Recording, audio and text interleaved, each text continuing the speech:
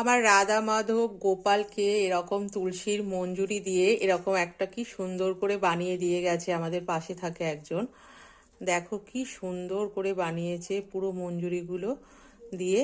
তো এগুলো আমি এখন ঠাকুরের চরণে দেবো। তো প্রথমে কৃষ্ণের চরণ দর্শন করে দাও, আমি একটুকুনি চন্দন লেপন করে দিচ্ছি চরণে। তো এবার আমি তুলসী পাতাটা নিয়ে এই চরণে অর্পণ করছি। তো আমার অর্পণ করা হয়ে গেছে কৃষ্ণকে তুলসী।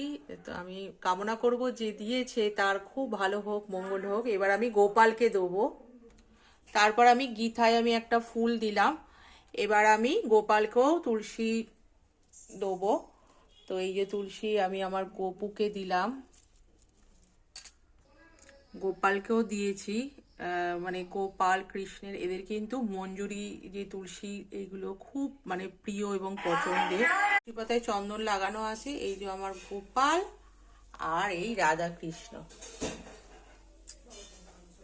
দেখো তুলসী পাতা দিয়েছি, কি সুন্দর লাগছে না? দেখো,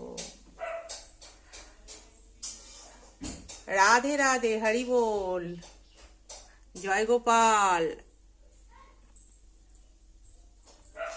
জয় গোপাল,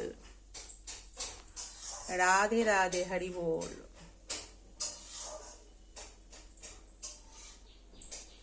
রাধা কৃষ্ণ এবং গোপালের জন্য কেউ যে ভেবে কিছু করে দিয়েছে, এটাই আমার কাছে অনেক বড় পাওয়া। মানে ঠাকুরের জন্য কেউ কিছু করে দিলে আমার খুব ভালো লাগে, আর সবসময় তাদের জন্য মঙ্গল কামনা করি। তারা মানে যে দিয়েছে তার যেন খুব ভালো হয়, সুস্থ থাকে, ভালো থাকে, এই কামনাই করি। দেখো